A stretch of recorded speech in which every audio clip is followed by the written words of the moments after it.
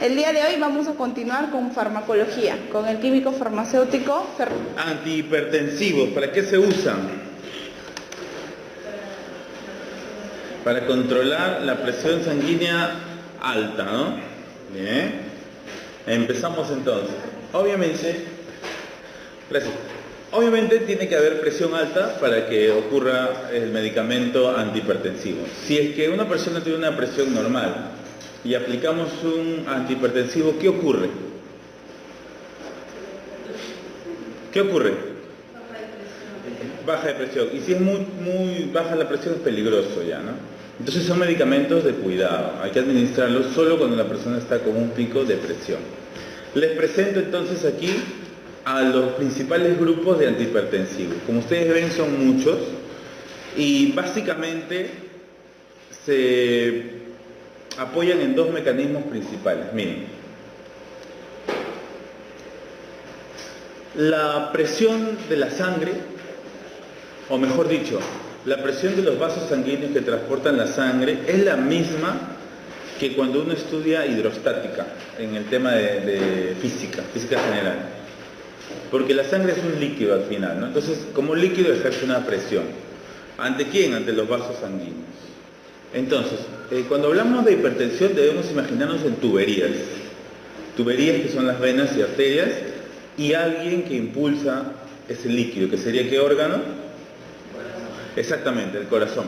Pero el corazón cuando bombea la sangre no lo hace de una forma sencilla. Hay otros órganos que le ponen resistencia a esa bomba, ¿no? Por ejemplo, los primeros órganos que le aplican resistencia a la bomba cardíaca son las venas. Obviamente, ¿no? No es lo mismo, imagínense, conectar una bomba de motor a un tubo de este diámetro que uno más chiquito. La presión va a ser diferente al final del tubo. Entonces, el primer factor que involucra la presión es la tubería, los vasos sanguíneos. Otros factores son los órganos por donde va a pasar la sangre. Por ejemplo, uno de los órganos que más sangre recibe es el hígado. Y el hígado, como ustedes recordarán, tiene células dentro que están muy juntitas y esa sangre pasa a través del hígado. Como que filtra la sangre. Entonces ahí tenemos una primera resistencia. Segunda resistencia al riñón. Al riñón también llega sangre con presión. ¿Y quién se opone a esa presión? Un órgano que se llama el glomérulo renal, ¿no? La célula renal, que hay muchas, ¿no? Y así sucesivamente tenemos el vaso, tenemos el cerebro también, la médula espinal. Todo eso va poniendo una resistencia a la sangre, a la fuerza que está llegando de la sangre. Entonces, básicamente los antihipertensivos lo que van a hacer es, algunos van a interferir con la resistencia de los vasos sanguíneos, qué tan apretados o qué tan sueltos están. Otros van a involucrarse con la fuerza de la bomba del corazón. Lo van a hacer más potente, menos potente, según la necesidad que uno requiera, ¿no? Y otro gran grupo ya va a tener que ver con adentro de la célula, porque hay células musculares en las arterias. Si ustedes recuerdan, una arteria no es solo como un tubo de plástico, de agua, sino son como que varios tubos, uno encima del otro, uno fuera del otro, otra capa, así son las arterias. Y una de esas capas es muscular. Entonces, los músculos, si no lo recordaban, trabajan con un ion muy importante, que es el calcio. Si es que hay calcio, ese músculo se contrae. O sea, nuestros músculos también se contraen y se relajan por el calcio que está funcionando en ese mismo momento. Entonces, si nosotros nos metemos con el calcio, podemos también interferir con la contracción de los vasos sanguíneos de tipo arterial. Podemos. Entonces, básicamente esos son los mecanismos que van a ver ahora de antihipertensivos. Bien, entonces para avanzar rápido tenemos ahí la definición de hipertensión arterial, que ahí sí podrían sombrear la parte que dice 140 y 90. Eso es un acuerdo que se ha llegado, que si alguien tiene presiones sostenidas de 140 o más y 90 a más, se puede catalogar como hipertensión. Ahora bien, ¿quién llegó último?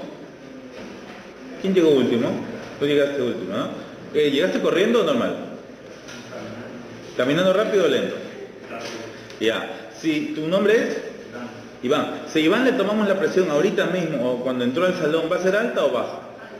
Claro, pues, es obvio, ¿no? Porque se ha esforzado, subió escaleras, etcétera, ¿no? Entonces, para medir la presión, ustedes ya deben saber, los que han trabajado en farmacias, boticas o en hospitales como enfermeros o algo así, no se mide solamente en un punto en la vida, hay que medirlo en varios momentos. Lo normal es una semana a la misma hora, y cuando la persona está tranquila, ¿no? Por ejemplo, cuando está sentada para desayunar, está esperando, ahí le podemos medir la presión. O después de que almorzó, o en lugares donde la persona no ha hecho esfuerzo y está totalmente relajada. Ahí se mide la presión en varios días seguidos. Y si la persona solo en un día y en un momento tuvo más de 140/90, ¿es hipertensa o no? No es hipertensa. Puede haber pasado algo en ese momento, una preocupación, un susto, una risa muy fuerte de ver una noticia, te sube la presión. Entonces se mide constantemente y si a través de varios días la persona tiene presión elevada, ahí sí, podemos catalogarla como una persona hipertensa. Ahora, hay varios grados de hipertensión, ¿verdad? Obviamente. Varios grados de hipertensión. Muy alta la presión, media, ahora vamos a verlo, ¿no? Entonces es importante controlar la presión por lo que nos pone abajo. Nos puede llevar a otras enfermedades. Es por eso que a la hipertensión se le llama la enfermedad silenciosa. Ese es su nombre. Al tener muchos días, muchos meses, muchos años la presión alta, te va a llevar indefectiblemente a una falla de la bomba, que es el corazón, o a una falla en los órganos, en la perfusión de los órganos. El más importante es el cerebro. Por eso que ahí ponemos dos, me parece. SB, enfermedad cerebrovascular, o el ACV que le llaman también, es los derrames cerebrales. Infarto agudo de miocardio, o sea, el corazón, la bomba. Insuficiencia renal, enfermedad arterial periférica, etc. O sea, todo lo que hemos hablado que tiene que ver con la presión empieza a fallar en el cuerpo, porque es una enfermedad crónica.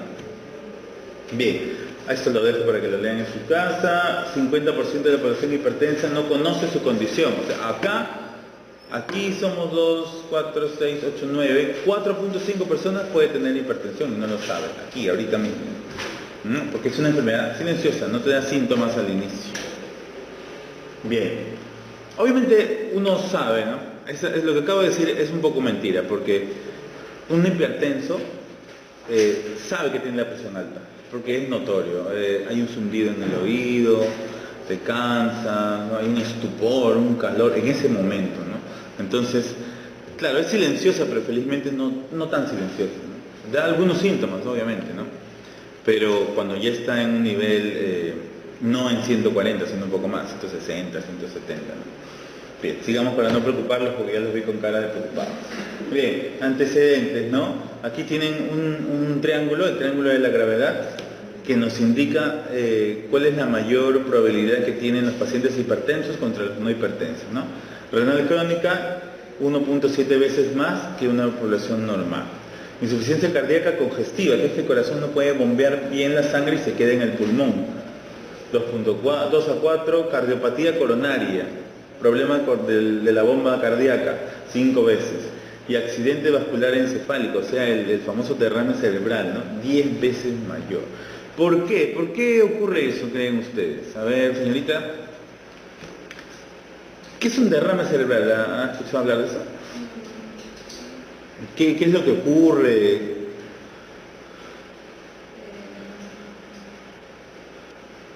Es acá, adentro en el cerebro, algo pasa, ¿no? Con las venas y arterias que irrigan el cerebro. ¿Qué ocurre con ellas?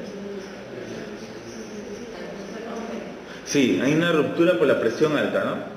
La presión elevada, por alguna razón, ustedes saben que las arterias cerebrales son minúsculas, finas, ¿no? Entonces basta que mucho tiempo, muchos meses, muchos años, se esté estirando y se puede romper. El clásico aneurisma, ¿no? Clásico, ¿no? Entonces es como cuando uno tiene un globo con agua y lo aprieta y se forma como una bolita, un globito más, ¿no? Chiquitito. Imagínense que eso está pasando en una arteria cerebral muchos años, se puede romper, ¿no? Mejor no les sigo hablando de estas cosas porque ya veo que se están preocupando. Sí, entonces vamos al punto, ¿no? Antecedentes, algunos datos epidemiológicos, que son importantes siempre, ¿no? Pero quizás no ahora por el examen, porque eso no lo va a evaluar, ¿no? El examen no es de medicina, es de farmacia. Entonces no va a evaluar datos epidemiológicos. ¿No? Entonces aquí también grupo etario, todo esto para que ustedes lo lean con calma, ¿no? ¿Quiénes sufren más de hipertensión? ¿Los jóvenes o los adultos? ¿Y por qué? Estilo de vida ya puede ser. ¿Qué más?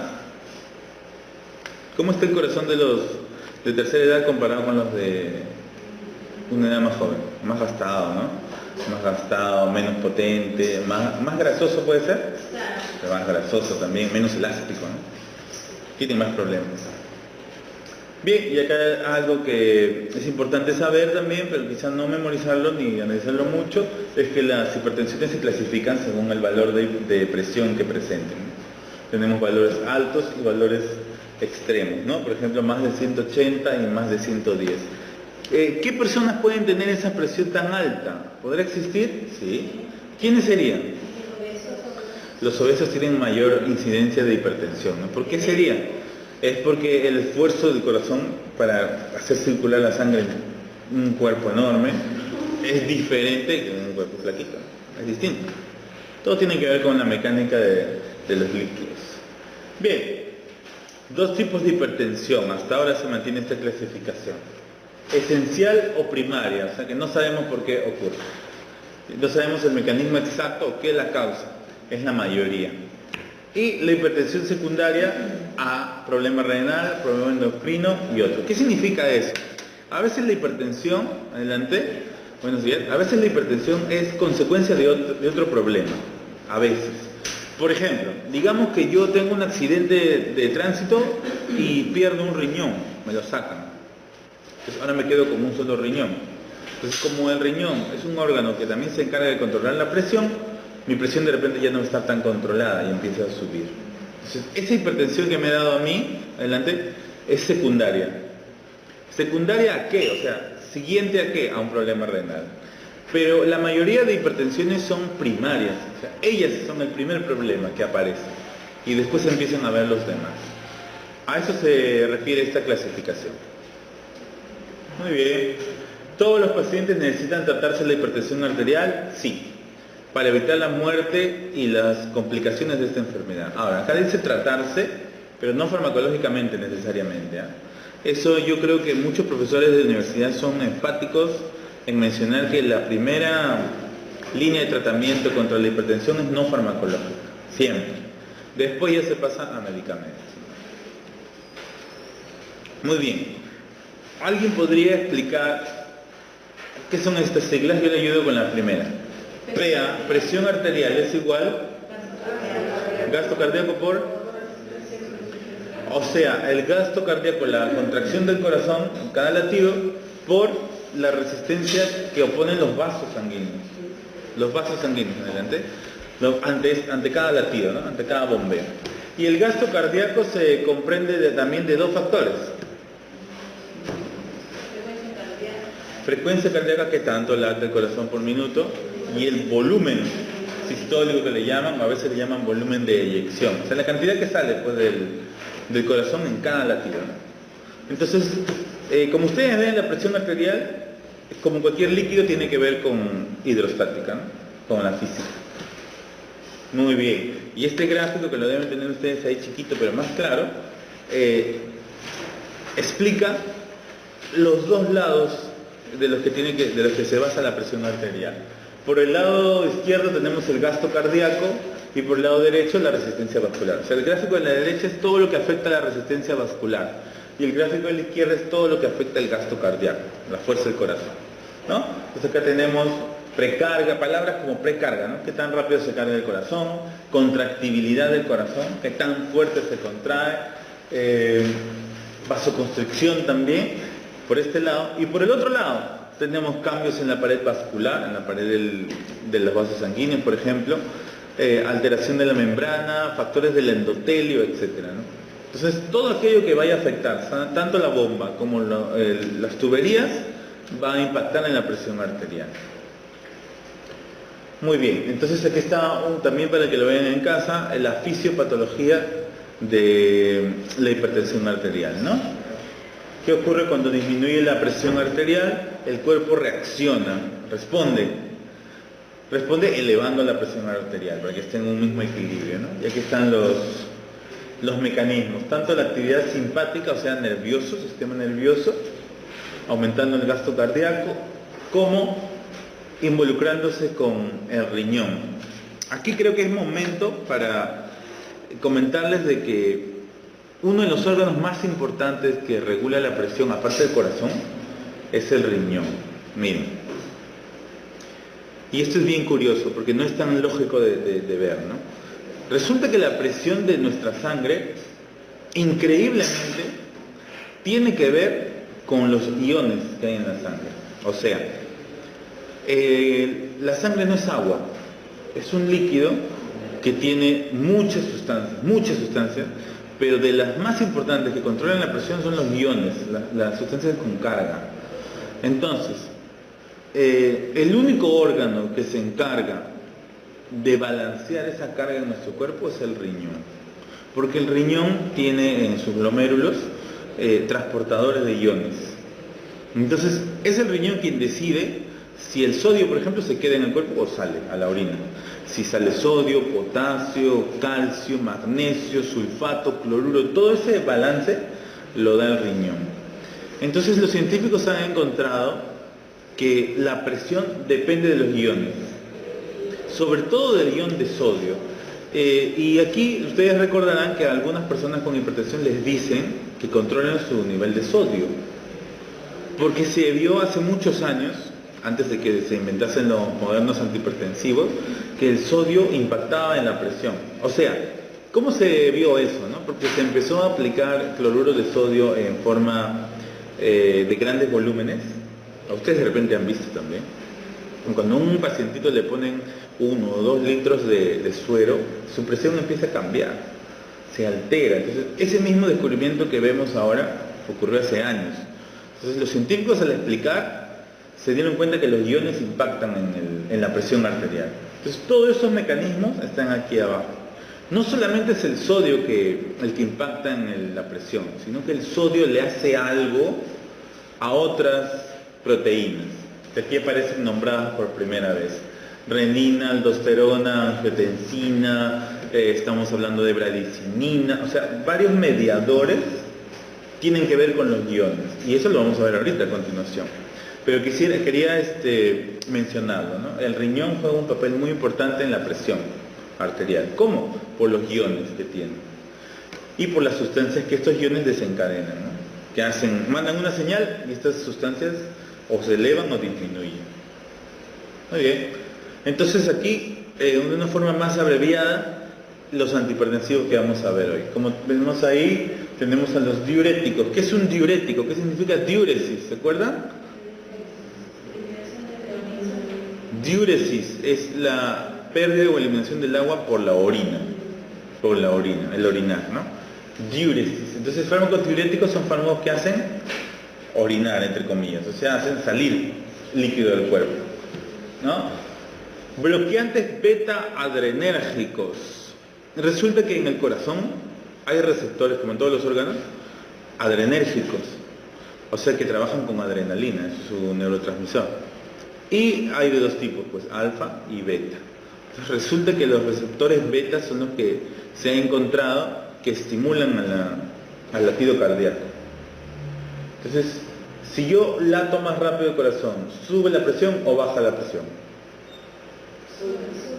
Claro, imagínense acá un globo redondo y acá un globo de lápiz, los chiquititos, ¿no? Ya. Y aprieten su globo. ¿Qué va a pasar con este globito de lápiz? Se infla un poco, ¿no? O sea, al latir más rápido, sube la presión. Por eso es que estos medicamentos son bloqueantes. Bloquean al beta, entonces ya no late más rápido, sino más lento o más suave, y baja la presión, ¿no? Otro tenemos ahí, inhibidores de la actividad angiotensínica. Resulta que hay un mediador que se llama angiotensina, que lo que hace es que permite que la presión se eleve. Es algo normal en el cuerpo, que la angiotensina funcione. Pero si nosotros tenemos hipertensión, podemos bloquear también a la angiotensina y bajar la presión. Otra forma, otro mecanismo. Antagonistas del calcio, lo que les decía, que tienen que ver con la contractibilidad del vaso sanguíneo, lo relajo al vaso sanguíneo, entonces puedo colocar un antagonista de calcio.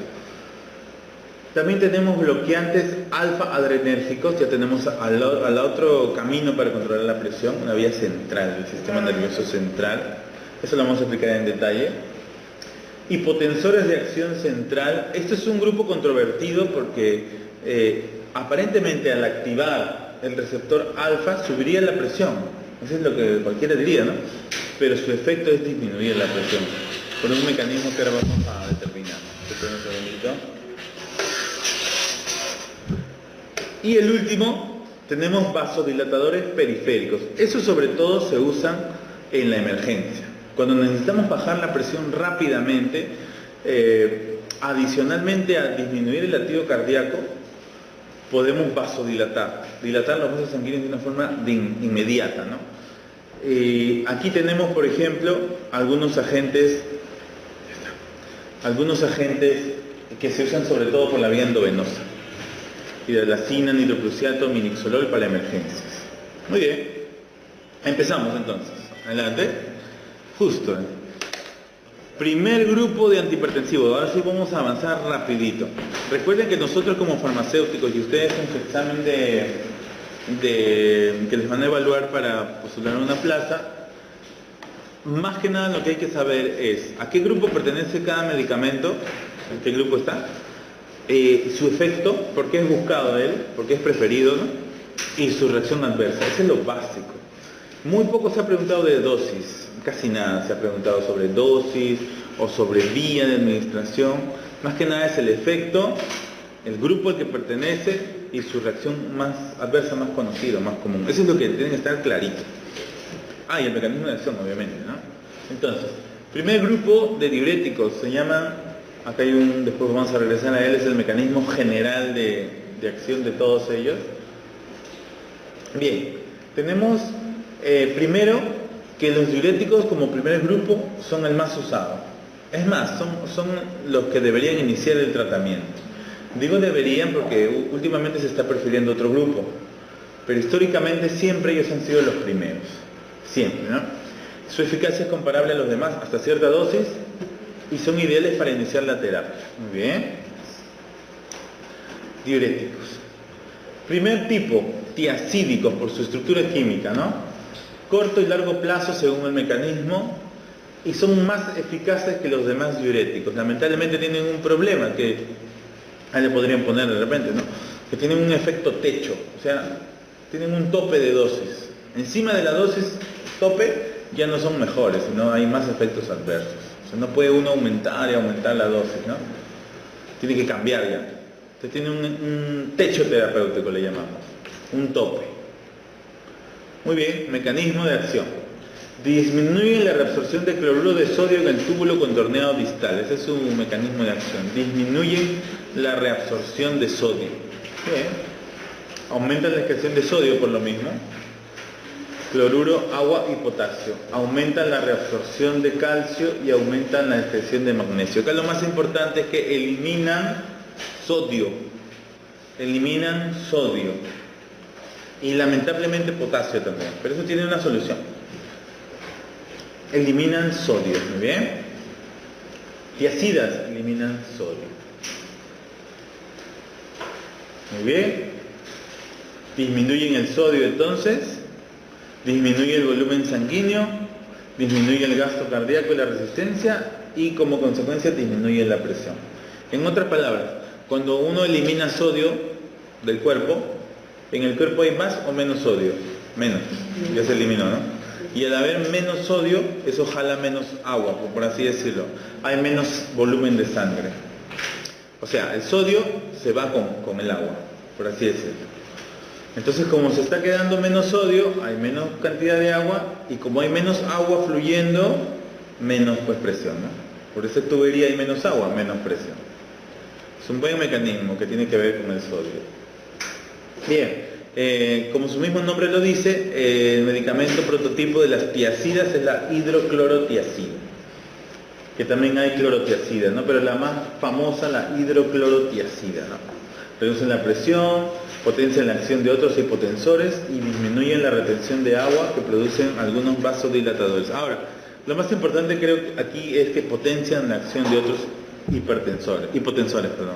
¿Qué es lo que ocurre con las tiazidas? Como son tan antiguos y como siempre son los primeros en que uno actúa, va a llegar un momento que de repente la persona, ustedes saben, las personas con hipertensión, ustedes le dicen, ya no comas sal, no tomas alcohol, no cenes, no comas mucho, ensaladitas, dieta. Yo creo que de 10, de repente 2 lo van a cumplir y 8 no lo van a cumplir. Es algo que se ve siempre. Entonces su presión no va a estar controlada. Y lamentablemente, como las tiazidas tienen un límite de dosis, vamos a tener que cambiar de grupo, ¿verdad? A otro antihipertensivo. Entonces, a veces los doctores cambian de grupo, pero lo mantienen en la tiazida. ¿Por qué? Porque se ha visto que potencian la acción de otros hipotensores. ¿Ok? A eso se refiere esta palabra. Que se puede usar combinado con algunos grupos porque potencian la acción de algunos otros hipotensores. Eso es importante. Muy bien. ¿Cuándo está indicado? Obviamente en la hipertensión arterial, obvio. También en la insuficiencia cardíaca que causó la hipertensión arterial. Y disminuye la efectividad en la insuficiencia renal crónica. Cuando el riñón está mal, no se debe usar tiazidas. No porque sea nefrotóxico, sino más bien porque se ha visto que la filtración en el riñón ya falla. Entonces no sirve la droga. O sea, la droga tiazida es inútil en un riñón malogrado, en un riñón que está fallando. Esa es la razón. Más que dañar al hígado es que, más que dañar al riñón, es que si el riñón está dañado ya no va a funcionar. Ajá. Reacciones adversas. Bien, lo más importante, ¿no? Hace rato dijimos que tiene un techo terapéutico, tiene una dosis que tú no debes superar porque ya no es más eficaz, sino que más bien aparecen los efectos adversos, ¿no? ¿Y qué efecto adverso más peligroso que la que dice ahí? La muerte. Entonces es el peor efecto adverso que puede tener un medicamento, ¿no? Se ha visto que históricamente ha ocurrido muertes al aplicar más de 25 miligramos. O sea, ahí está el valor, ¿no? Su dosis máxima es 25 miligramos, en resumen, de las tiazidas, ¿no? De la hidroclorotiazida, ¿no? Ahora, ojo con el tercer punto, hipocalemia. Hace rato les comenté que las tiazidas eliminan sodio, pero también lamentablemente potasio. Lamentablemente también eliminan potasio. Entonces, a veces se combinan con un ahorrador de potasio. O sea, hay diuréticos que son ahorradores de potasio. Hace que el potasio no salga. Y tener cuidado con las arritmias allí, ¿no? Muy bien. Luego tienen valores ya metabólicos que tienen que ver con la síntesis o aprovechamiento de las grasas y puede aumentar la resistencia a la insulina, pero eso normalmente no se evalúa porque los pacientes hipertensos con diabetes, que es para la insulina, generalmente se suelen tratar con antidiabéticos orales, no insulina. Entonces, como que no tiene mucho caso estudiarlo a profundidad, ¿no? El más importante es hipocalemia, baja el potasio. Muy bien. Otra que también les he puesto ahí en rojito es que provocan hiperuricemia. Ese es algo muy común, ¿eh? O sea que están contraindicados en la gota. ¿Qué es la gota? ¿Te acuerdas? Es una enfermedad en la cual por algún problema enzimático no se puede degradar ni eliminar la urea. No se puede convertir a ácido úrico. La urea es un producto del catabolismo de los aminoácidos, ácidos nucleicos. Es algo normal, bueno en nuestro cuerpo. Pero como no se puede eliminar la urea, se empieza a acumular. Y lamentablemente, ¿dónde se acumula? Se acumula en todo el cuerpo, pero sobre todo en las articulaciones. Y ustedes sabrán que la gota casi siempre es con pelotas grandes de urea, ¿no? ¿Y ustedes saben por qué se forma justo en las articulaciones? En la rodilla. Es interesante la explicación. Dice que cuando una persona duerme en la noche, a veces se destapa, ¿no? Se destapa normal. Entonces esa parte que se destapa queda expuesta al ambiente, al medio ambiente. Entonces dice que, por ejemplo, si uno está así echado, las partes que están más abrigaditas es tu mano, porque está contra la cama. Todo lo que está encima está desabrigado, ¿no? Entonces la parte que está más hacia arriba son estas bolitas, pues, de las manos. Entonces dice que a veces, si la temperatura baja mucho, los cristales de urea o la urea que está ahí dentro empieza a precipitar. O sea, de ser líquida o disuelta pasa a ser sólido. Y ese sólido se acumula, pues. Se acumula el lunes, el martes en la noche, el miércoles, el jueves, el viernes, y así va avanzando y se van formando cristales grandes. Entonces, ¿cuál sería la solución? Aparte de curar la urea, de controlar la urea, puede ser pues dormir con guantes, medias, ¿no? Vendaje. Esa sería una solución interesante para los síntomas de la urea. No corrige el problema, pero al menos te cuida, ¿no? Pero bien increíble la explicación de por qué ocurre ese depósito justo en las articulaciones que están desabrigadas. Porque si ustedes ven los pies de los pacientes con gota, en los tobillos son pelotas grandes de cristales, ¿no? Y tan fácil que se podría prevenir eso, ¿no? Bien, entonces contraindicados en la gota. También, bueno, en los síntomas metabólicos como hiperglicemia, pero lo más importante aquí es la gota. Porque a veces uno se va a dar cuenta, si el paciente tiene gota, va a empezar a tener más de esos muñones de cristales, te vas a dar cuenta. Bien, ya lo pusimos, disminución de sodio y potasio, arritmias. ¿Por qué arritmias? Porque disminuye el potasio. Y el potasio tiene que ver con la contracción del corazón. Por eso es que habrán visto que algunas personas les dicen, después de hacer ejercicio, consume un plátano, una banana, que es fuerte en potasio, para que todos los músculos de tu cuerpo, corazón, piernas, brazos, etcétera, tengan contractibilidad y no sea calambre, ¿no? Están muy famosos. Listo, entonces el primer grupo había sido la hidroclorotiazida, ¿no? Los tiazídicos. Segundo grupo, el más usado el día de hoy, diría yo, los diuréticos de asa de Henle, que es una porción del glomérulo donde ocurre su mecanismo de acción. La furosemida tiene una acción potente, brusca y corta, lo que provoca gran respuesta reguladora. Por eso que en los hospitales, cuando hay una subida de presión, traen una ampolla de furosemida, la aplican y a los 5 minutos ya está actuando, rapidísimo, ¿no? Actúa inhibiendo el transporte de sodio a nivel del asa de Henle. O sea, es el mecanismo de acción idéntico a las tiazidas.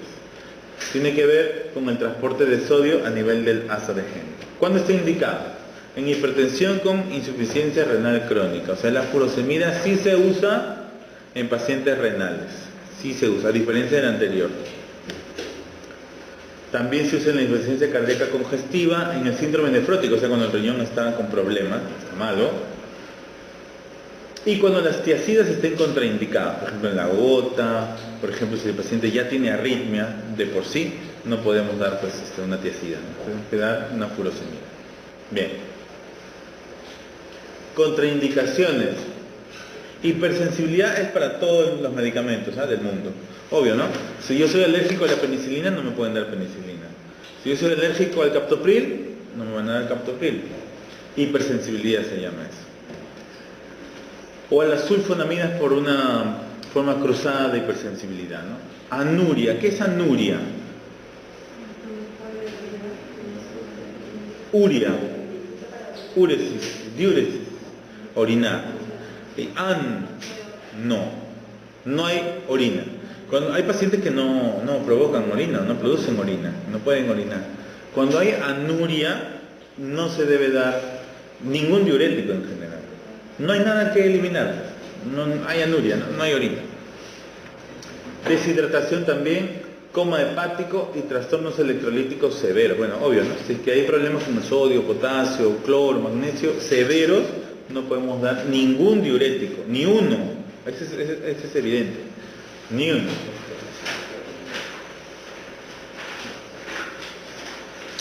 Bien, acá hay que marcar que la principal reacción adversa a salud de la furosemida es la ototoxicidad. Ototoxicidad. ¿Por qué será, no? ¿Alguna idea? ¿Por qué algunos medicamentos son ototóxicos? ¿Se han preguntado? Porque ya son varios, ¿no? No son solamente las furosemidas, hay antibióticos también. ¿Pero por qué? ¿Qué tiene que ver el oído? ¿Qué cosa rara o particular puede tener el oído? Interno o medio, ¿no? Bueno, resulta que el oído medio tiene órganos movibles que son pequeñísimos, chiquititos. El martillo, el yunque, la cóclea, el vestíbulo, ¿no? Y una pregunta, ¿en el oído hay líquidos? Sí, ¿no? Es más, hay un líquido que nos da el equilibrio, si ustedes recordarán. Es como que un albañil trabaja con una regla que tiene una burbujita y él mira si está en desnivel o nivelado. Entonces, eso mismo hay acá en el oído. Entonces, como hay órganos pequeños, como hay vasos sanguíneos pequeños, como hay tejidos que necesitan irrigación constante, porque todo el día estamos escuchando, entonces ahí puede haber también acumulación de ciertos medicamentos. Y lamentablemente la furosemida también se acumula ahí, a ese nivel, lamentablemente. Por eso que su principal efecto adverso es la ototoxicidad. ¿Las tiazidas tienen ototoxicidad? No tienen. ¿Pero qué efecto adverso tienen?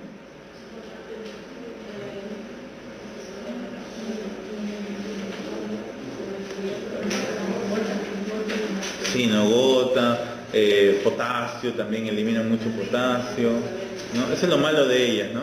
Eliminan mucho potasio, si es que hay gota, pueden aumentarla, y lo más importante, que no se pueden usar en pacientes con falla renal, pues, eso es lo malo, ¿no? Las furosemidas sí, pero provocan cierta ototoxicidad. Muy bien, último grupo de este grupo de diuréticos, los ahorradores de potasio. ¿Por qué se asocian a las tiazidas? Porque las tiazidas eliminan potasio. Entonces, si eliminan potasio, les pongo un ahorrador de potasio, ¿no? Entonces, algunas de las otras indicaciones no se deben asociar a los IECA. Ahora vamos a ver por qué en el grupo de IECA, cuando sepan qué es IECA, ¿no? Porque todavía no sabemos.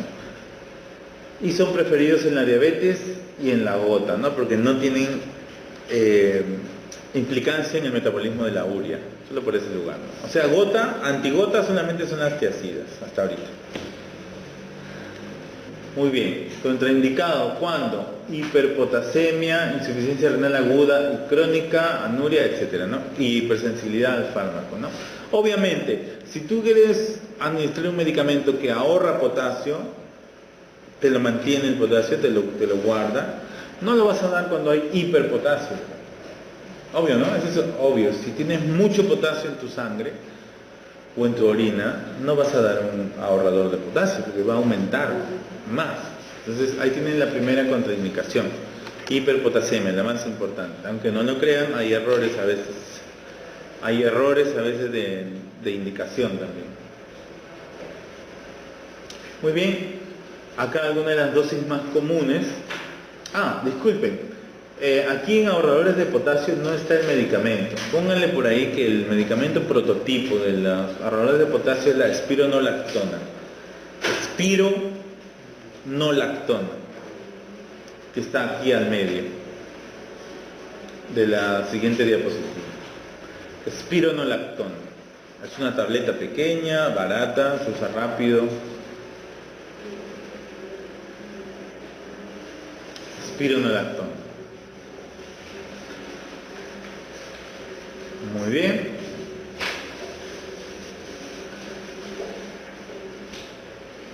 Datos farmacocinéticos para nada importantes, bueno, para el examen no importantes, ¿no? Furosemidas, las tiazidas y los ahorradores de potasio, ¿no? ¿Con quién se suelen usar los ahorradores de potasio? Con las tiazidas, con estas que están aquí. Y los diuréticos de Lassa se suelen usar solos, ¿no? Solitos. Si es que es una emergencia, vía endovenosa. Si es que es algo intolerable por el paciente, vía oral. Muy bien, tiazidas, su efecto adverso más importante. Tiazidas, primer grupo, no se deben usar en la gota y eliminan mucho potasio, ¿no?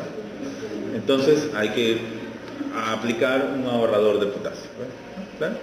Y la furosemida, tenemos que sus particularidades son que es muy potente, como lo hemos visto, y de repente un efecto adverso importante de la furosemida, ¿cuál vimos? Ototoxicidad, ¿no? Muy bien. Bien, ese fue el primer grupo, el más antiguo, es muy usado, pero hoy en día los cardiólogos sobre todo se están volcando a este segundo gran grupo de medicamentos. Es un gran grupo de medicamentos, muchos ejemplos, muchos casos, mucha formulación, mucho dinero involucrado también, porque cada vez se crea un nuevo bloqueador beta y se vende pues, más rápido que el anterior, ¿no? Y son medicamentos muy eficaces, muy estudiados, muy seguros, etc. Son buenos medicamentos, en resumen. Los bloqueantes beta adrenérgicos, que bloquean el receptor adrenérgico beta de las células del corazón, con lo cual van a afectar su contractibilidad, que afectan el gasto cardíaco. Ahí está. Bloqueadores beta adrenérgicos disminuyen la activación de los beta 1 en el corazón y eso provoca una disminución del gasto cardíaco, disminución de la resistencia, disminución de la presión. Bien. Adicionalmente disminuyen el sistema de las reninas, y la renina origina la angiotensina 2, y como esta hay poquito, también va a haber poquito de angiotensina. Al haber poca angiotensina, hay poca resistencia periférica, disminuye la presión. ¿Saben qué significa angio? Por ejemplo, angiografía. ¿Han escuchado esa palabra? Ya, angio significa vasos sanguíneos. Y tensina tiene que ver con tensión. O sea, la angiotensina da tensión, da presión a los vasos sanguíneos. Entonces, obviamente, ¿la angiotensina es buena o mala? Pues no es buena, ¿no? Pero en los hipertensos es mala, en ellos es mala. Entonces hay que anularla a toda costa. La angiotensina 2, que viene de la 1. Entonces, al disminuir la angiotensina 2, baja la resistencia periférica, la tensión, y baja la presión arterial. Obviamente esto tiene otros efectos en el riñón, por ejemplo, disminuye la cantidad de aldosterona, eso disminuye el sodio, disminuye el agua, disminuye el volumen sanguíneo y ocurre una disminución de la presión arterial. ¿Quién también disminuye sodio y disminuye el volumen? ¿Se acuerdan? Los diuréticos. Ajá. Los diuréticos. Los diuréticos como grupo hacen esto también, atacan por este lado. Muy bien. Aquí están los bloqueadores de los beta 1 y su utilidad terapéutica, muchas enfermedades vasculares, ¿no? Hipertensión arterial, obviamente, insuficiencia cardíaca crónica, porque ya te estás involucrando con la bomba del corazón, y en la enfermedad isquémica coronaria. Esa es una enfermedad adicional que es el preinfarto llamado, ¿no? Cuando el corazón le llega poco oxígeno en sus venitas coronarias y empieza a fallar, pues, empieza a fallar. Isquemia, ¿se acuerdan qué significa? Isquemia es la cantidad insuficiente de oxígeno en algún tejido, en cualquier tejido. Si es coronaria, es que es en el corazón. Y es bien curioso, ¿no? Ustedes han visto el corazón, ¿no? El corazón es hueco adentro y esa sangre que está adentro no alimenta el corazón, como ya sabrán, ¿no? O sea, todos los órganos necesitan sangre, el corazón también para vivir, pero el corazón no usa su sangre que está adentro contenida, sino que si ustedes van al mercado y compran, por ejemplo, corazón de res, van a ver al corazón y van a ver como unas venitas por fuera del corazón, que son las arterias coronarias. Esas son las que le alimentan al corazón de sangre, a él mismo, ¿no? Y llama la atención porque no usa su propia sangre, por así decirlo, ¿no? Se tiene que dar toda la vuelta para que recién llegue a su sangre que le va a alimentar, por así decirlo, ¿no? Bien, texto mucho sobre los mecanismos de acción de los beta bloqueantes, ¿no? Sus efectos disminuyen la fuerza contráctil del miocardio. Al disminuir la fuerza contráctil disminuye la presión. Muy bien. Y acá tenemos una tabla con un gran grupo de beta bloqueantes. ¿Cómo se van a acordar de los beta bloqueantes? Por su terminación. Por su terminación. Tenemos brupranolol, carasolol, bueno, lo más común, propranolol, a rayarlo, a rayar el propranolol, el timolol, que se usa por vía tópica. Aquí podrían ponerle el costadito de repente ojos, ojo, porque el timolol se suele usar para controlar la presión, pero del ojo. Atenolol, muy común también. Bisoprolol, metoprolol en el ambiente hospitalario. Pindolol, celiprolol, ya son más modernos ya, celiprolol. Y por este lado tenemos al carvedilol, labetalol. ¿Y por qué en la tabla? ¿Por qué están agrupados en dos grupos? Miren. Primero, el parámetro que los diferencia es la selectividad. Selectividad. Resulta que en el cuerpo la adrenalina, es un tema amplio de la farmacología. Si ustedes ven un libro de farmacología, siempre empieza con sistema nervioso, ¿no? ¿Por qué será? Se preguntará. Porque son como 45 capítulos, creo, del sistema nervioso siempre, ¿no? Empieza con el cerebro, el central, luego el periférico, ¿no? Entonces resulta que las neuronas se comunican, pues, ¿no?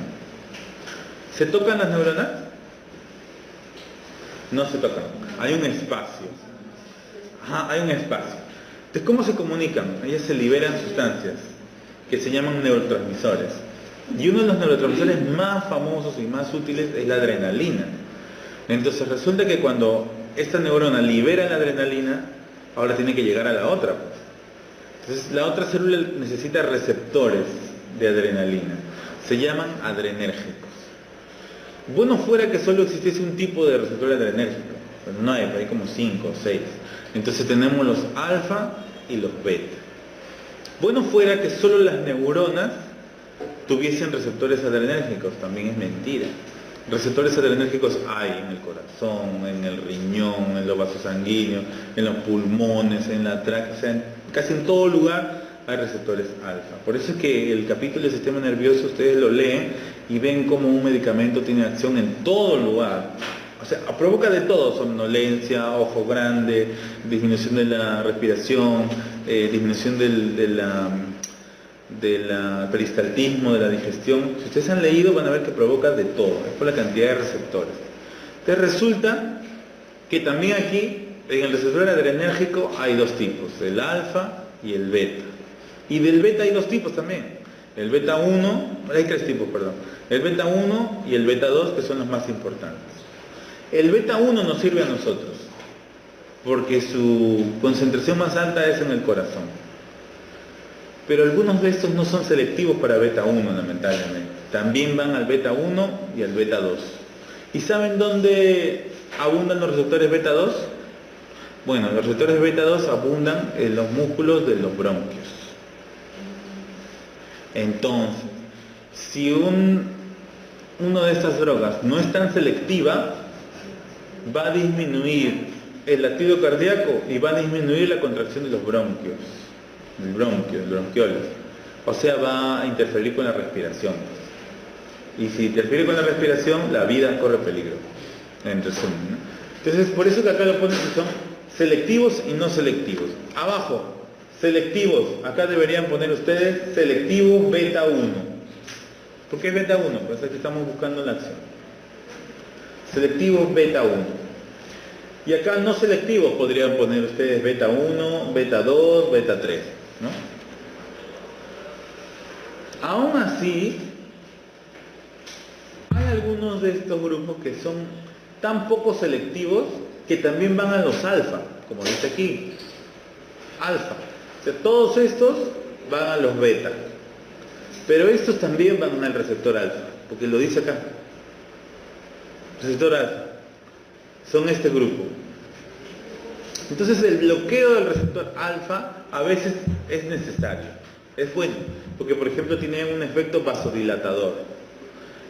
Si yo dilato el vaso sanguíneo, ¿baja la presión o sube la presión? Si el vaso sanguíneo ahora se vuelve más laxo, más grande. Entonces esto es bueno, pues.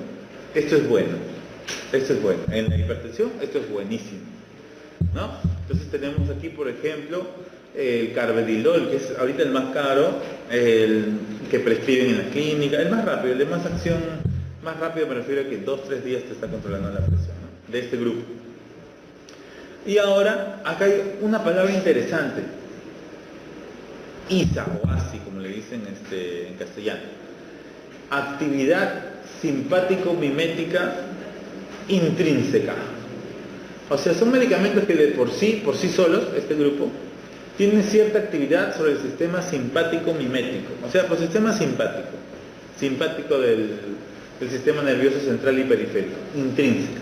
Entonces, a veces usamos esto también a nuestro favor, a pesar de que esta actividad simpático-mimética intrínseca a veces va a tender a subir la presión, a veces, por ejemplo, el pindolol, un medicamento usado también, o el celiprolol, que es mejor, que creo que es por vía oral, solo por vía oral, exclusivamente, a veces tiene ese problema, que al tener una actividad simpático-mimética intrínseca, imita los efectos simpáticos del cuerpo, ¿no? Simpático, o sea, correr, huir, fuerza, presión.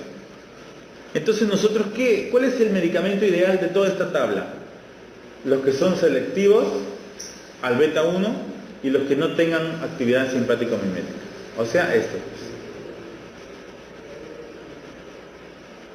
Estos son los ideales. ¿Y por qué no estos? Bueno, a pesar que son mejores, al tener un doble mecanismo, porque tanto son bloqueantes beta como bloqueantes alfa, pueden ser difíciles de controlar este grupo de acá, porque son dos mecanismos. Entonces nosotros en realidad, a pesar de que este tiene más mecanismos y uno dice, wow, excelente, controlo más la presión arterial, se nos puede pasar la mano con ellos, por tener doble mecanismo de acción. Entonces de este grupo, nosotros los que estamos en hospitales, en medicina y en salud, preferimos a estos de aquí. Y de todos estos, ¿cuál es el favorito? Exacto, el atenolol es el más económico, se toma solo una vez al día y controla muy bien la presión. Este es el favorito. Salud. Muy bien, acá los mecanismos de acción que ya básicamente, ¿cuál es el mecanismo de acción de los beta bloqueantes? Bueno, bloquean el receptor beta, nada más. El receptor adrenérgico beta de las células del corazón, ¿no? Muy bien. Principal efecto adverso, principal efecto adverso de los beta bloqueantes. ¿Qué pasa si se te pasa la mano al bloquear el corazón, al bloquear los receptores? ¿Qué pasa con la presión?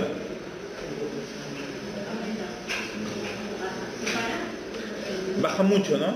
Entonces, creo que está por acá, sí lo debo haber puesto. Bueno, no lo he puesto. La principal, pónganlo ahí por favor, no está acá.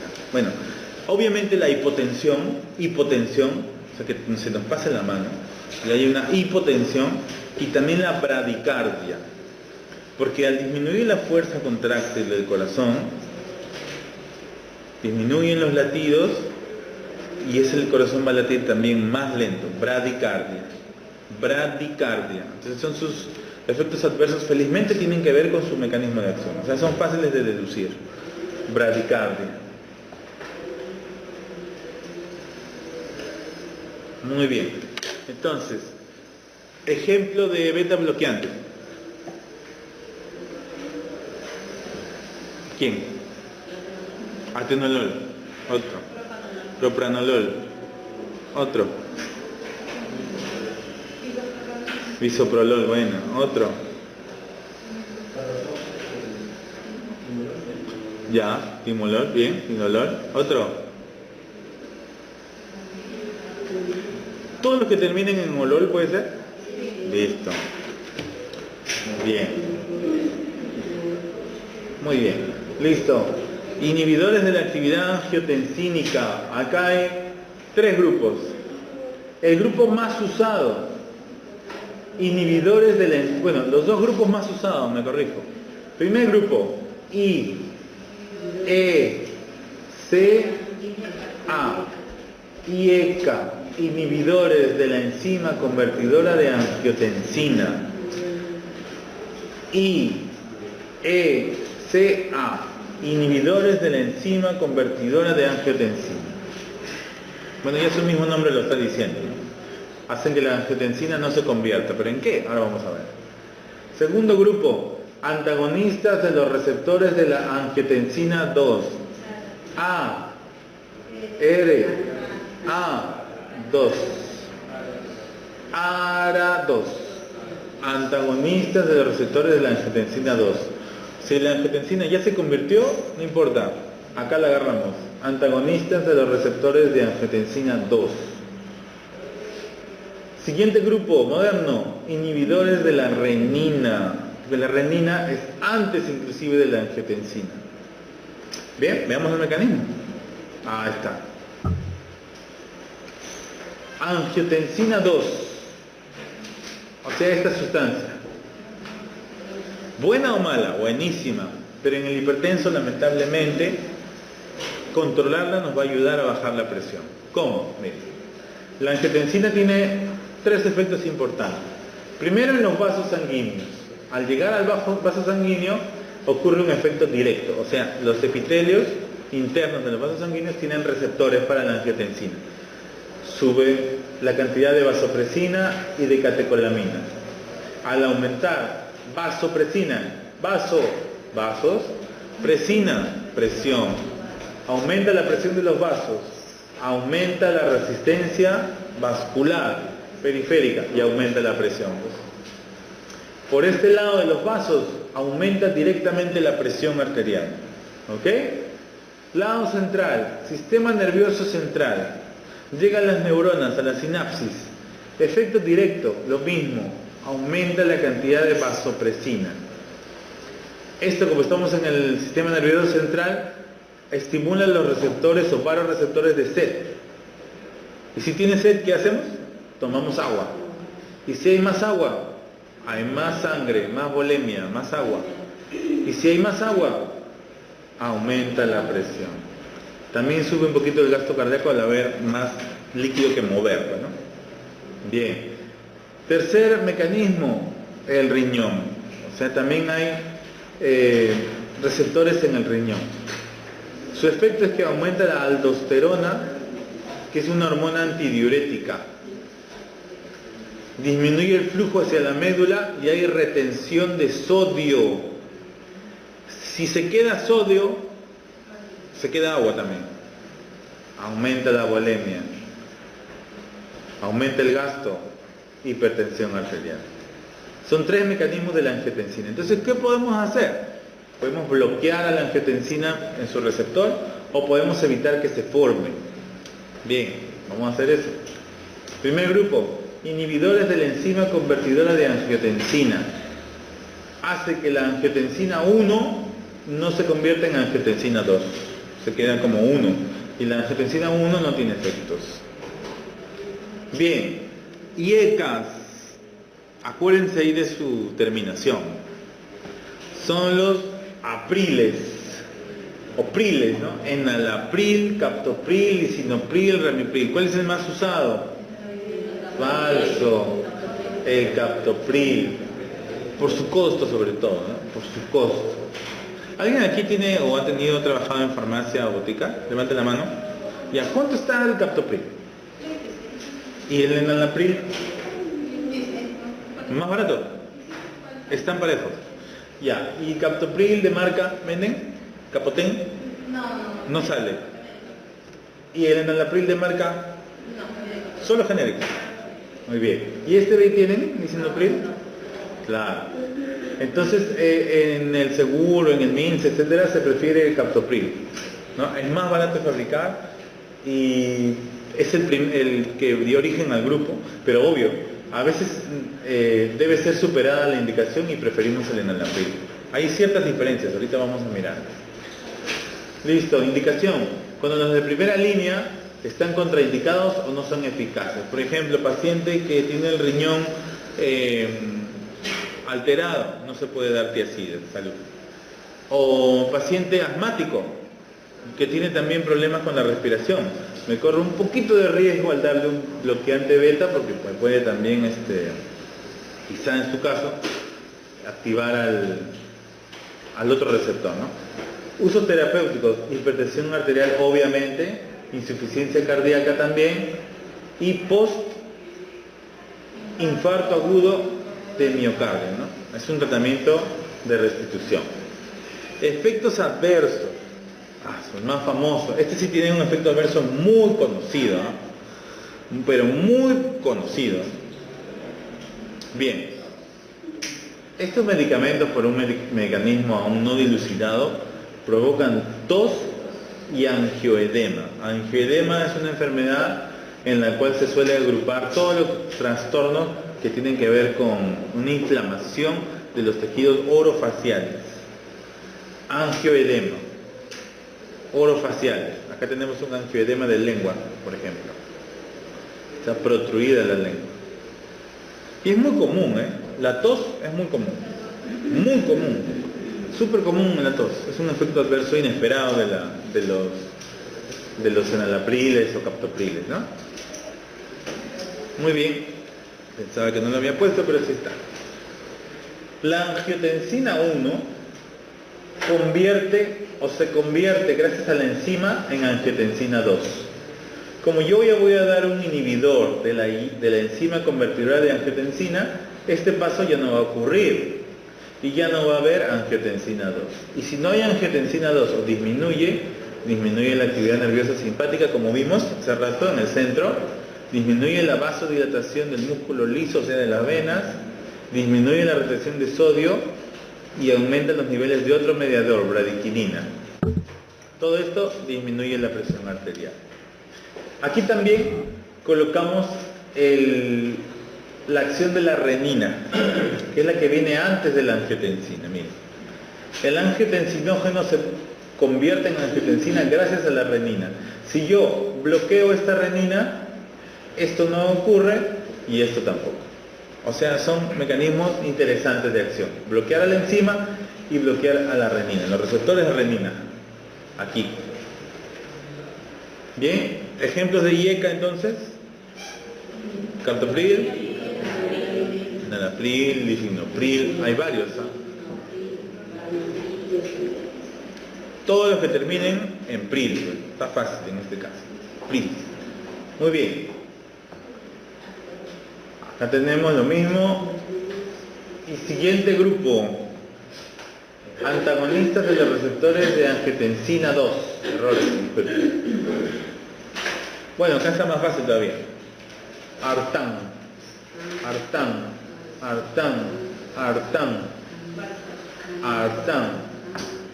Antes decían antagonistas del receptor de angiotensina. Pero bueno, no es muy difícil de recordar. Bueno, antagonistas, acá pongan dos, porfa. Antagonizan al receptor de angiotensina 2, así que es un bloqueo directo de la acción de la angiotensina 2. Su eficacia es comparable con los demás antihipertensivos. Y una cosa de repente que no les favorece es el precio. El precio es más elevado, acá tendrían que poner varios dolaritos, porque el precio es más elevado que los inhibidores de la enzima convertidora de angiotensina. O sea, en una institución pública, primero van a ir por lo más barato, eso ya sabemos. Lo más cómodo que tengan, eso le van a aplicar primero. ¿Que son quiénes? Las tiazidas, ¿no? Si es que requiere una mayor acción o hay problemas con las tiazidas, van al siguiente grupo, que serían los bloqueantes beta. Si es que necesita una mayor dosis o una combinación, van a ir con el siguiente grupo, que son los IECAS, que son más baratos que estos. Y si aún así el paciente quiere, insiste, o digamos que tiene un familiar en ese hospital, va a querer que le den lo mejor, etcétera, pasan a este grupo. Son iguales, son idénticos. Como dice aquí, su efectividad es comparable, es igual al grupo anterior. Lo único malo es el precio. Y no han demostrado grandes ventajas sobre IECA. Entonces, ¿por qué se usan? ¿Cuál es la razón de usarlo? Bueno, primera razón es que estos no dan tos, pues. Y ese es un efecto adverso muy molesto. Cuando ustedes tengan un paciente que está consumiendo IECAS, es notoria la tos, se nota. cada, no sé, 2 frases, 3, 4 frases van a estar tosiendo, es notorio y le molesta a la persona este efecto. Entonces, nosotros como farmacéuticos, si viene a nuestra oficina un paciente que se queja de que esta droga le da tos, nosotros le podemos decir, mira, acércate a donde te atendieron, pero nosotros no podemos cambiar medicamentos. Acércate al doctor que te atendió, métete en su consultorio, no saques cita, dile, doctor, cámbiame esto que me da tos. Él te va a dar una nueva receta, regresa con la otra receta y te cambiamos. Porque nosotros no lo podemos hacer. No lo hacen, ¿verdad? Ay, muy bien. Muy bien. Es un delito, por si acaso. Bien. Ahora, obviamente nosotros con nosotros mismos sí lo hacemos, ¿no? O con un pariente, un familiar, a veces sí lo hacemos. A veces sí lo hacemos. Pero con la gente, mejor no, porque es peligroso. Peligroso. Bien. No han demostrado ventajas y acá dice que la nefroprotección es un objetivo mayor. Entonces acá podríamos poner que los de este grupo, en realidad la ventaja que tienen es que no provocan tos y tienen cierta nefroprotección, sobre todo en pacientes de raza oscura, de raza negra. Interesantemente, ¿no? Debe ser por su tipo de enzimas, por su tipo de metabolismo, que ocurre una mayor nefroprotección en pacientes de raza morena. Muy bien, miren lo más interesante aquí, ausencia de tos. Esta es una fija, yo la pondría definitivamente en el examen. Medicamento que da tos, le pondría ahí la tiazida, le pondría un enalapril, un losartán, un propranolol y un espironolactón. Así les pondré. Entonces, si ustedes saben de eso, ¿cuál da tos? Lo marcan. Porque es muy común ese efecto. Bien, cefalea, mareo, infecciones de vías respiratorias. Acá lo más importante quizá es la cefalea, ¿no? Ajá. Y esta es la tabla más importante. Si son iguales a los IECAS, si no han presentado ventajas mayoritarias, si inclusive son más caros, ¿por qué vamos a usar un antagonista receptor de angiotensina contra un IECA? Bueno, cuando se rechaza al IECA por la tos, un paciente que pueda pagar un tratamiento diario, claro, si viene una persona y quiere pagar más, bueno, yo le vendo, no hay problema. Insuficiencia cardíaca no son de primera línea en el caso de los antagonistas de los receptores AT2, no son de primera línea, o sea, hay que pasar por los anteriores primero, el propranolol, luego a los IECAS y después recién a este grupo. Y ocurre cierta protección renal, como les decía, y que es más acentuada todavía la protección renal en pacientes de raza morena. A mí lo comenté, ¿no? Y está contraindicada en la estenosis renal. ¿Qué es estenosis? ¿Se acuerdan? Bilateral todavía. Estenosis. ¿O qué tiene que ver? ¿Qué provoca? Estenosis es un estrechamiento, ¿no? Un estrechamiento de una vía circulatoria hacia algún órgano. Acá me está hablando de una estenosis de la arteria renal y bilateral, ¿eh? O sea, ambos riñones. Y en el embarazo también hay que evitar los ARAS en el embarazo. ¿Por qué? A ver, señorita del fondo, ¿por qué cree usted que deberían evitarse en el embarazo?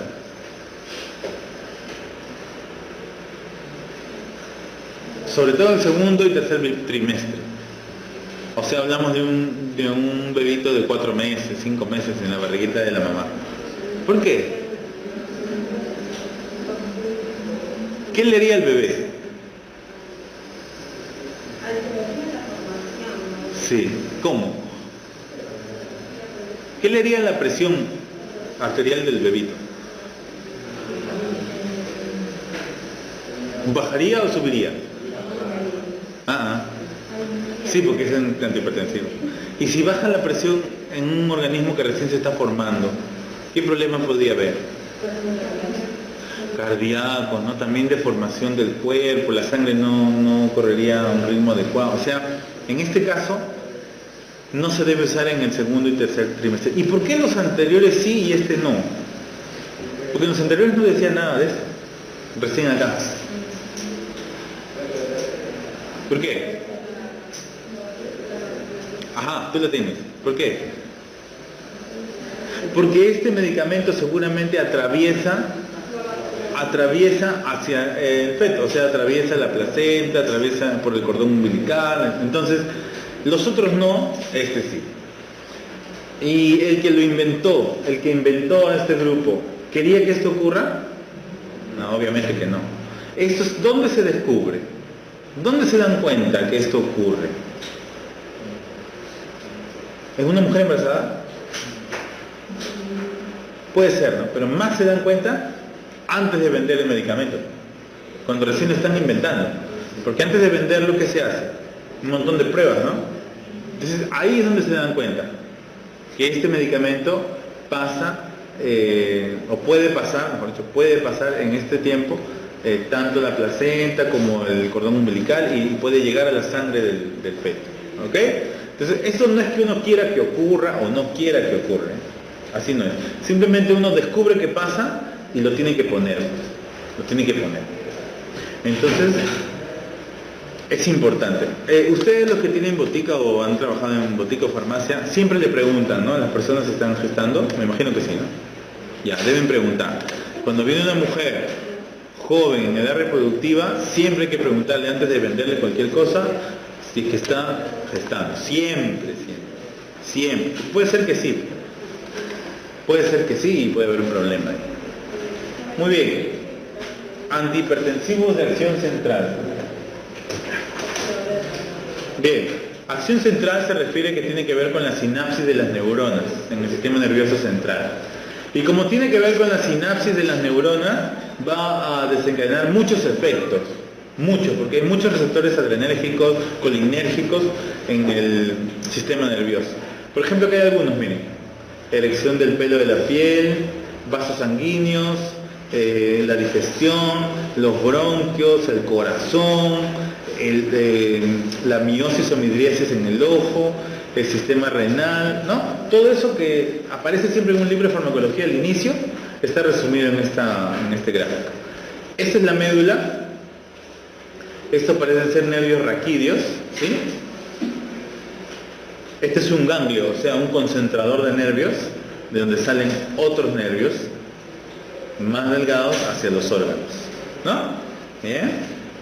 Entonces, los antihipertensivos de acción central son medicamentos de segunda o tercera línea. ¿Por qué son muy usados estos?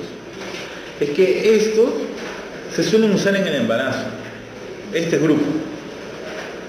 Y no sé si ustedes sabían, pero la mayoría de embarazadas, cuando 2 o 3 meses antes de dar a luz, tienen hipertensión.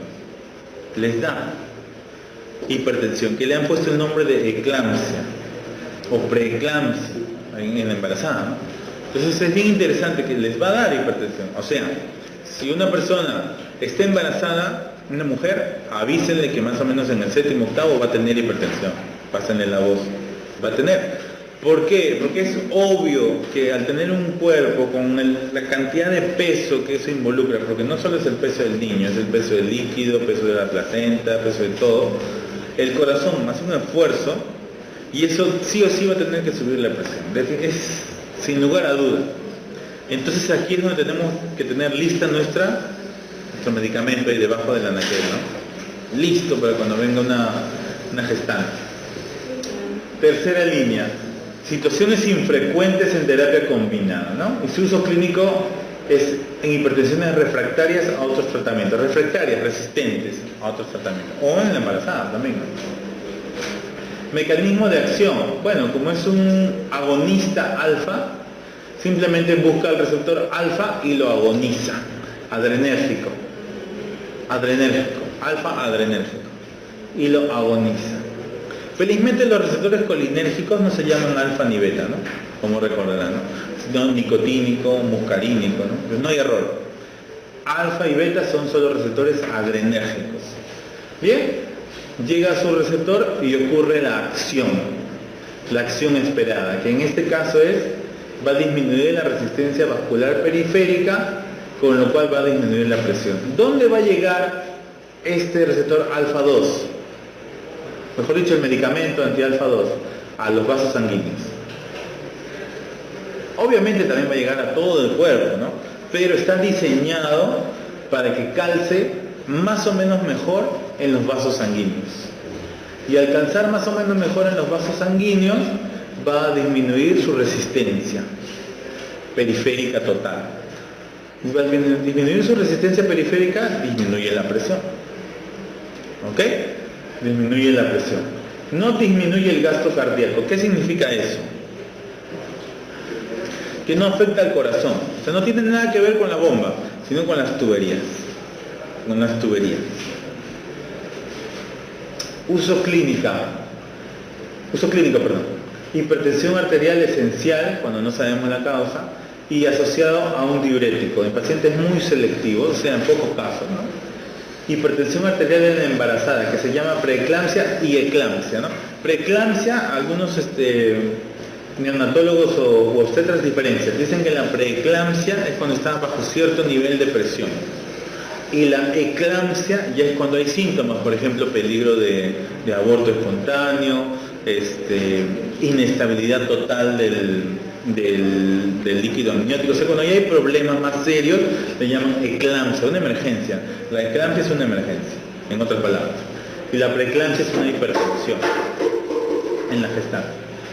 No disminuye el flujo renal, por lo cual es útil en la hipertensión arterial y la insuficiencia renal crónica. O sea, no afecta al riñón. Bien, RAM más importante. ¿Puedes leer, por favor? Alfa-metildopa. La misma acción alfa-2 adrenérgica provoca efectos centrales no deseados, como son la sedación, somnolencia, torpor, tendencia depresiva, mental tendencia depresiva, disminución del líbido, parkinsonismo, ginecomastia, galactorrea, de bocas, cefaleas y mareos. O sea aquí, ¿no? Aquí va a haber problemas, ¿no? Sequedad de boca, bueno, no está aquí la lengua, no la han puesto, pero que tiene que ver con las secreciones. No, entonces tenemos algunos síntomas centrales, le llamamos a eso. Centrales porque tienen que ver con el sistema nervioso central. Disculpen, aquí ha habido errores de diagramación, parece. Acá es estupor mental, tendencia depresiva, disminución de la libido, y acá sequedad de boca, cefaleas y mareos, ¿no? El más importante es la sedación. ¿Por qué? Porque esa vasodilatación, esa disminución de la resistencia también va a ocurrir en los grandes vasos del cerebro, y ahí es donde va a ocurrir una mayor sedación. ¿Todo medicamento tiene efecto adverso? Sí. Había un científico que decía que todo medicamento es medicamento y tóxico a la vez, ¿no? ¿No? Así decía, ¿no? El gran Paracelso. Bien. Usos clínicos, emergencias hipertensivas y pacientes con hipertensión arterial moderada más insuficiencia renal crónica. Y también acá podríamos poner la eclampsia, ¿no? En la eclampsia. Aunque claro, si una mujer embarazada viene con eclampsia, yo creo que el doctor no va a tratar de bajar la presión, más bien va a tratar de sacar al niño del vientre materno, ¿no? O sea, porque es una emergencia. Entonces de repente por eso es que no le cuesta. Muy bien. Otro similar de la alfa-metildopa es la clonidina. Lo mismo, ¿no? Y tenemos sus derivados también, guanabenzo y guanfacina, ¿no? Sus efectos adversos son más leves. Y algo interesante de estas clonidinas y guanabenzo y guanfacina es que su síndrome de abstinencia empeora la hipertensión arterial. O sea, efecto rebote. O sea, para nosotros, cuando nos digan medicamentos de acción central, nosotros lo que vamos a decir de inmediato es agonista alfa 2, lo primero que vamos a decir. Segunda cosa que vamos a decir es que se usa en el embarazo o en hipertensiones muy refractarias, ¿no? Tercero, sus efectos adversos, sedación, etcétera. Y también vamos a decir que tienen efecto rebote. Miren que de todos los grupos que hemos visto, de todos, el único que tiene efecto rebote, el único, son los de acción central. O sea, yo también podría poner eso. Porque claro, es importante. ¿Qué antihipertensivo presenta efecto rebote? O puede presentar, de repente lo ponen. Bueno, los antihipertensivos de acción central. O los alfa-2 agonistas, ¿no? Muy bien. Y su intoxicación constituyendo una emergencia. Muy bien, y el algoritmo final. Falta un grupo. ¿Se han dado cuenta? Ahora lo vamos a ver. Este es un algoritmo general en el tratamiento de la hipertensión. Ya lo van a leer en casa, pero básicamente es presión, generalmente baja, estilo de vida, cambiar la dieta, el ejercicio, etc. No responde, se elige un fármaco. Si no tiene contraindicaciones específicas, tiazidas. Si no, considerar también los beta bloqueantes, inhibidores de la enzima convertidora, etc., ¿no? Si la hipertensión es de grado 2, mayoría de situaciones ya no se consideran solo los tiazídicos, sino asociados, combinación de dos fármacos. Si tiene con contraindicaciones, se va a los otros grupos para situaciones específicas, lo que acabamos de ver, ¿no? Por ejemplo, si el riñón está bien, estas son contraindicaciones específicas. Riñón malo, por ejemplo, cierto grupo. Raza negra, otro grupo. Problema de diabetes, de gota, otro grupo. Esas son las consideraciones específicas, ¿no?, de cada caso. Si a pesar de eso no se consiguen los objetivos, la presión no se controla, hay que optimizar las dosis, se empieza a jugar con las dosis. Ustedes se imaginarán que si yo combino, por ejemplo, un diurético con un beta bloqueante, no le voy a poner la dosis máxima de los dos, pues. Obvio, tengo que hacer un juego ahí, ¿no? Buscar la dosis de uno y del otro y buscar el efecto. Por eso que aquí dice optimizar dosis y añadir fármacos adicionales hasta conseguir los objetivos de la presión arterial. La hipertensión no tiene cura, pues. Si que me llega un paciente con 200 kilos y con hipertensión de 180, 190 sobre 120, adelante, empiezo por acá. No, ¿qué voy a empezar por acá? ¿Qué va a hacer ejercicio ese gordito? De frente lo mando ya a medicamentos. Porque claro, no va a poder, no lo va a hacer. Seamos realistas, no lo va a hacer. Empezamos por acá, por ejemplo. No me resulta, me voy por acá. No me resulta, me voy aquí. ¿Y qué pasa si no funciona? ¿Qué pasa si voy en 2 meses y su presión siempre está siendo alta? ¿Usted que le trasplanto los vasos sanguíneos? ¿Trasplante de corazón? ¿Bypass gástrico? ¿Me entiende, no? Entonces por eso es que aquí ya se recurre a otros tratamientos, otros medicamentos. Por ejemplo, en el caso de ese paciente, por ejemplo, podría ser añadirle medicamentos que fortalezcan la musculatura de los vasos sanguíneos. Por ejemplo, para que cuando yo baje la presión no sea totalmente laxo ese vaso sanguíneo. Ahí ya estamos hablando de sustancias naturales. O estamos hablando, por ejemplo, de la famosa vitamina P o la vitamina H. Ya les dejo para que ustedes lean en casa. Son suplementos naturales. Obviamente va a llegar a un punto en que esa persona no va a tener remedio, porque ya no es controlable su presión. Entonces, ¿qué le hacemos ahí? Le damos calidad de vida, le enseñamos a que esté postrado, echado, como se han visto casos. Yo he visto programas en National Geographic o cosas así, de los obesos más grandes del mundo, por ejemplo. Entonces ahí se ve que ellos tienen esos problemas. Así que hay que cuidar nuestra presión, pues, no queda de otra, ¿no? Bien, y acá una gran tabla de dosis que no va a venir, pero muy importante porque nos agrupan los medicamentos, ¿no?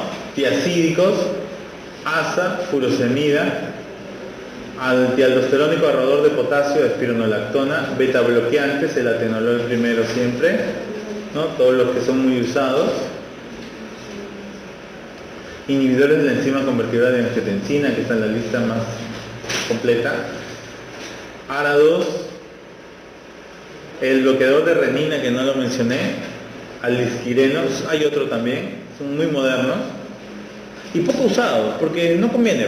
Primero nos conviene ir por todo el algoritmo inicial, ahorramos dinero y ese dinero lo podemos usar en una mejor dieta, de repente escribir al paciente al gimnasio o comprar una bicicleta, ¿no? Porque es un tratamiento a largo plazo. Y este es el grupo que había olvidado poner en la diapositiva. Calcio antagonista. Su mecanismo es tan básico y tan sencillo que felizmente se puede explicar. Antagonizan el calcio, eso es todo. Calcio antagonistas. Antagonizan el calcio. ¿Pero qué calcio? El metabolismo del calcio intracelular.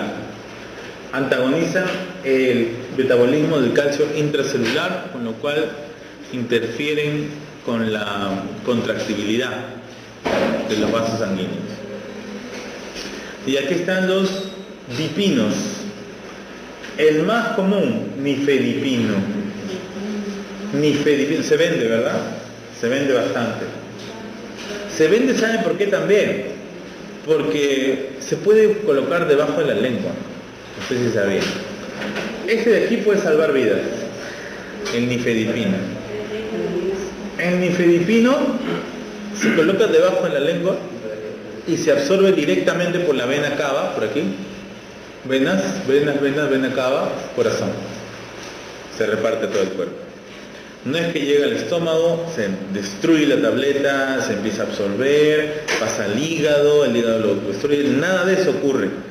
Llega debajo de la lengua y se empieza a absorber hacia la vena cava.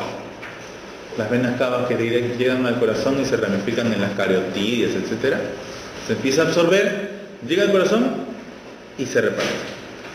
Entonces, nifedipino, amlodipino, felodipino también, que se está usando mucho, son calcio antagonistas.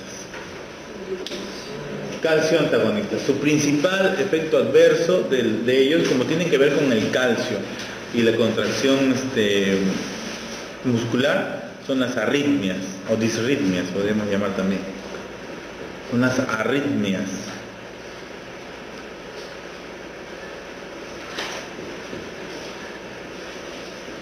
Y son de última línea, ¿no? O sea, son después de los ARA2, como está aquí en la lista.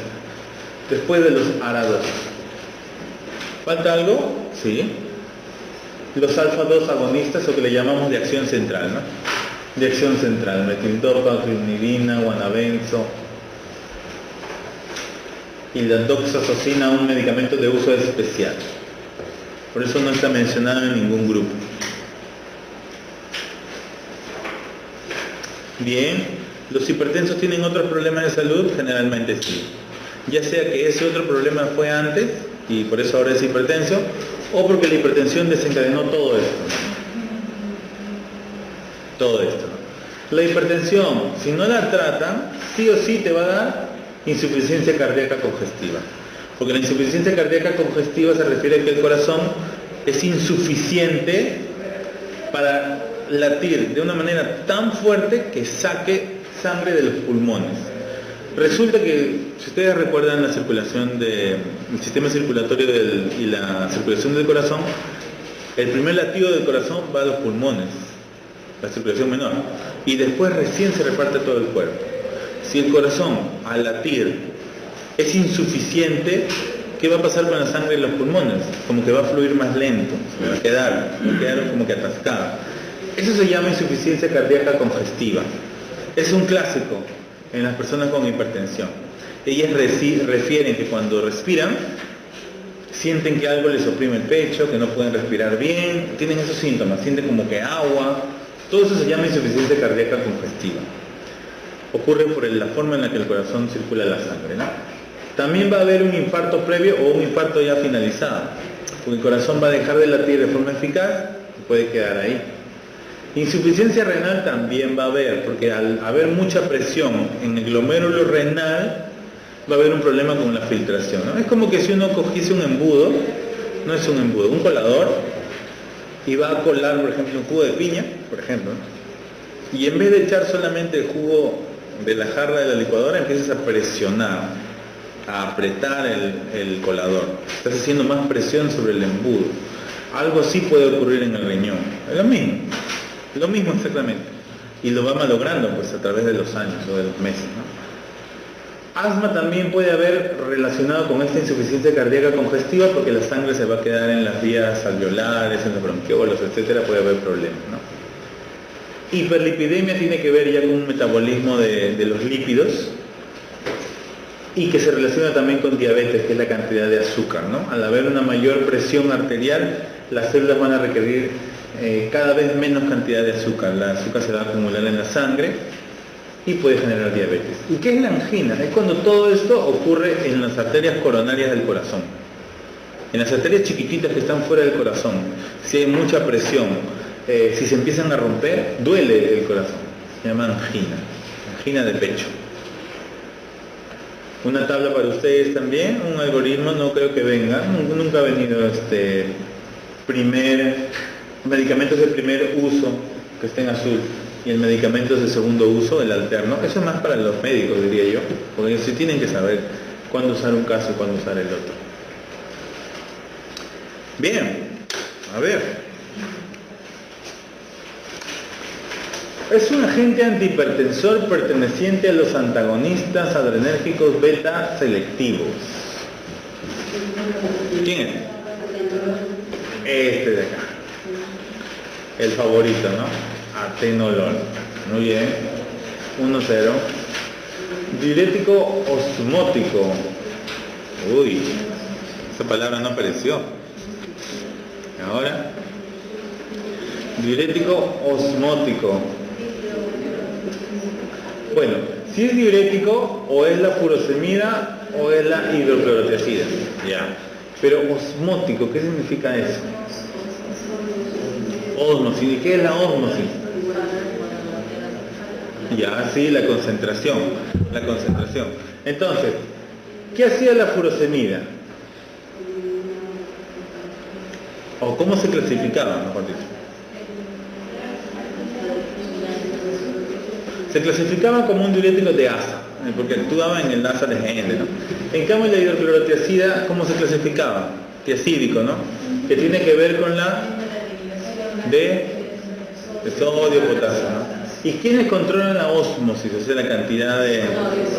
Claro, este con truquito. Hidroclorotiazida. Otra, es un diurético ahorrador de potasio. Espironolactona. Muy bien. ¿Algún otro? Triamterene, ¿puede ser? Triamtereno también, usado como ahorrador de potasio. No lo conocen porque el más usado es este, espironolactona. Bien, 3-0. 4. Se movió. El metildopa es el antihipertensivo que se utiliza en el tratamiento de una mujer gestante. Este actúa como su mecanismo de acción. De agonista, sí. Alfa 2, sí. Es selectivo, pues. Es alfa 2. De acción central, correcto. Acá decía antagonista, ¿no? 5. Antihipertensivo que produce un bloqueo en los receptores adrenérgicos beta 1 y alfa 1. Uy.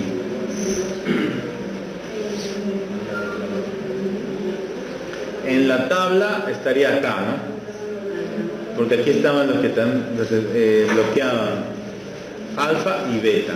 Aquí estaban. Propranolol no estaba ahí. Atenolol tampoco. ¿Lo tiene?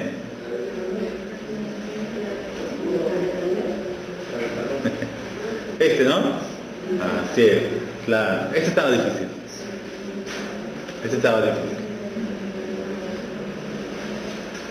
Grupo farmacológico contraindicado en un cuadro clínico de hipertensión arterial con gota. O sea, contraindicado, no lo debes aplicar. ¿Cuál es? Seguro, fue con seguridad.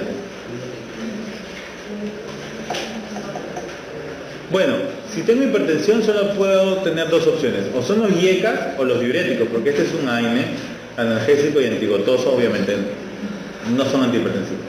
¿Cuál de estos dos grupos tenía problema con la gota? El que vimos al inicio, diuréticos. Muy bien, esta es la respuesta. Miren que acá no dice diuréticos tiacídicos, diuréticos de Lassa o ahorradores de potasio, porque entre ellos hay diferencias sobre la gota.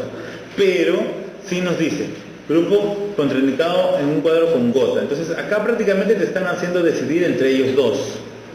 Y entre ellos dos el que tiene problemas con la gota es este de aquí, al menos en algún caso. A veces la pregunta no va a venir tan exacta, digamos, pero sí se nota acá la diferencia. Entonces, ojo ahí, Bien. 7. Paciente que tiene hipertensión arterial y se encuentra con tratamiento, presenta tos, disnea y dolor de garganta, causado por este de acá. ¿Por cuál le puedo cambiar? Este, que dice que presenta la misma eficacia, ¿no? Un poquito más caro, un poco más caro. Y el atenolol no creo, porque ya debe haber pasado por atenolol. Él debe venir de un atenolol, ¿no? Paciente en terapia con enalapril, ya, para controlar hipertensión. Refiere tos y picación en la garganta, clásico. ¿Qué otro grupo de fármacos puede tomar para conseguir los mismos beneficios? Calcio, nitrato, yeca, ARA2, justo lo que dije ahorita, ¿no? ARA2. Ejemplo, losartán. Irbesartán, valsartán. Losartán, el más famoso. Grupo al que pertenece. Losartán, valsartán, etc. Este, ¿no? Ya. Antagonista de los receptores de renina es otro grupo. Del calcio. Un ejemplito. Nimodipino, nifedipino, etc. Receptores alfa. Un ejemplito. La betalol, el que vimos hace rato. Antagonista de receptor alfa. La betalol, lo vimos recién. Antagonista de M1 y M2, y ese es otro grupo, ¿no? Ese ya no son adrenérgicos, sino colinérgicos. Colinérgicos, el otro gran grupo de receptores del sistema nervioso central. 10. Antagonista de calcio. Antagonista de calcio. Justo el grupo que no estaba en diapositiva. Timodipina. Todo lo demás son otros grupos. Muy bien. Un comercial y regresamos.